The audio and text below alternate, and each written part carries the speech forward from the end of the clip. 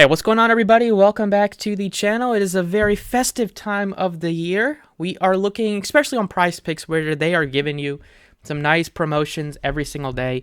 Still wish we could play in Pennsylvania, but I will still have these picks out here for today because they are doing 33x, 6-pick flexes all day today. So, normally what would be a 25x, if you get a full win, you're now getting to 33x. So, chance to take advantage of it today. They probably will make the board tough, but I have 6 that I want to share with you guys. Hopefully, this will hit. As always, if you enjoy the content, please hit the like button, subscribe if you have not already. You can check out the DFS video if you're going to play that. And without further ado, let's get into it. So I got 4 related to the points prop. The first one that I'm looking at is Kyrie Irving's point total, taking the over 24.5 for Kyrie. He's been locked in recently over his last 8 games. He's cleared this easily in 6 out of the 8. He's putting up a lot of 30-point games. The one time he's missed this recently was by 1 point against Washington, but he's averaging 32 points. Had a game winner in there against Toronto. He's knocking out a lot of threes. Milwaukee, they will let you shoot a lot of threes, and they will play at a fast pace and make this turn into a shootout type of game. So at only 24.5, I wouldn't even mind taking some 30-plus point on DraftKings or FanDuel or whatever sportsbook you use to take that odds and see whatever. It's probably going to be like plus 150, maybe plus 200 on Irving to go over 30 points. But we only need 25 on Prizepicks, which I think is very doable the way that he's been playing recently and given the matchup. The second points prop we're looking at is going to Chicago, and we are looking at Vooch over 15.5 points. This is also another one that he's just been dialed in recently. He's getting a lot of shooting opportunities. The Bulls are a little short-handed with some of their depth options. Caruso is ruled out, so you'll see DeSumo be starting, and he doesn't take a lot of shots. He will look to facilitate a little bit, and Vooch has also just been killing it. He's hit this 6 out of his last 8 games, and a lot of it's been easily in the third quarter.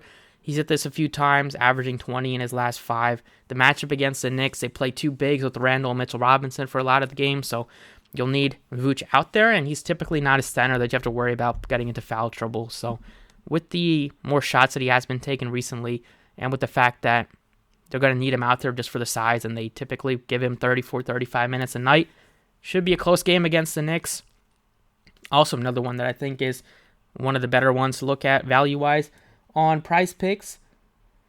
The third one, and we're going to Philadelphia, and it's not looking at one of the stars that you might think. We're not looking at Joel Embiid or James Harden. We're looking at Tobias Harris's points. It's at 15.5, likely more for him tonight. He's going up against his former team. Played for the Clippers for a bit. Also played for the Magic before that. And he has been locked in over his last 10 games. He's shooting 60% from the floor, 63% to be exact, shooting over 50% from the three-point line, making this a habit to get more involved in the offense. Tyrese Maxey continues to be out. There's no update on his timetable.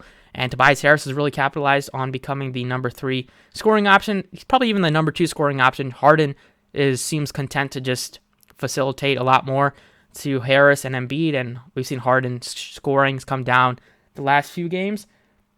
And Tobias just continues to put up over 15, 16 points a night. Matchup against the Clippers should be a competitive game with Paul George and Kawhi back, and with them being pretty much at full strength for the most part. Got a couple of guys questionable for the Clippers, but expected to be a good game. Harris, again, some revenge against his former team, maybe 16 points. Think is very doable given the way that he's been playing recently. The final points prop we're looking at taking the over is going to Toronto. And, Siakam coming off of a monster 50-plus point game, 52 points. We're looking at Fred VanVleet here at 18.5. He continues to just put in buckets. Gary Trent's questionable again. He's missed a handful of games recently. And except for that one hiccup against Philadelphia, VanVleet's been averaging, even with that game in there, he's still averaging 27 points in his last 5. Matchup against Cleveland. Cleveland plays good defense, but we still think that Toronto, they will put up points. We know Nick Nurse lets these starters play more minutes than any other coach out there. In close games, you'll see these guys push well over 40 minutes. VanVleet, he's going to shoot, and there's not like there's anybody to take minutes away from him, especially if Trent continues to miss. OG is back, but he hasn't done much in his first 2 games back. And Van Fleet, we've seen his assists come down this year with Siakam handling the ball a little bit more. He's playing sometimes more off guard with Siakam handling the ball. It's going to leave him more open looks, more shots, and he has been taking advantage of it this year, especially recently. So that is the 4th over that we're looking at. So far we got Kyrie over 24.5 points, Vooch over 15.5, Harris over 15.5, and Van Fleet over 18.5. Next, we are looking at points, rebounds, and assists. This time we're taking the under, and we are going not with Hunter. We're going to Boston here, and we're looking at a big who's seeing his playing time come down a little bit with the return of Robert Williams. And we're looking at taking the under on... Did they take it off? Taking the under on... Oh, here it is.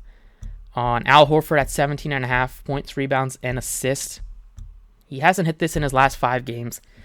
We saw Robert Williams return a few games ago. He got some more minutes last game. He played 18 in his first 2 games, and then he played 22 in his last game back.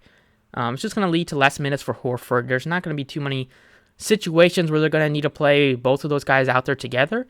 And with Horford being the veteran of the group and of the team, the matchup is decent against Minnesota. If Gobert plays, it'd be a little bit tougher, just with not getting easy looks right at the basket. But I feel comfortable taking the under on Horford. With the excellent play of Tatum and Brown, he hasn't gotten much shot attempts this year, and those guys will take some rebounds away. Smart will take rebounds, and there's just not a lot of usage out there for Horford at this point. So taking the under. And then the final one we're looking at is going to the turnovers board, and we are taking the under on Jared Allen, 1.5 turnovers. He's typically not a guy that will have a lot of turnovers. Only had 1 time in his last 5, actually just 2 times in his last 10 games has he gotten more than 2 turnovers a game, and that's because he doesn't, or gotten at least 2 turnovers a game. He said this in 8 out of his last 10 games because he's just getting dunks at the basket, getting putbacks. He's not going to handle the ball. He's not bringing the ball up the court, making some crazy passes. So I feel very good about this under. Could be a no sweat one. He's hit a lot of zeros recently with the turnovers, and I wouldn't really expect anything crazy tonight against Toronto. So that's what I got. Those are the 6 picks. Best of luck. Irving over points, Vooch over points, Harris over points, Van Fleet over points, and then 2 unders with Horford and Jared Allen. Hopefully it hits for you if you play this 6-pick flex. Best of luck, and I'll catch you all next time.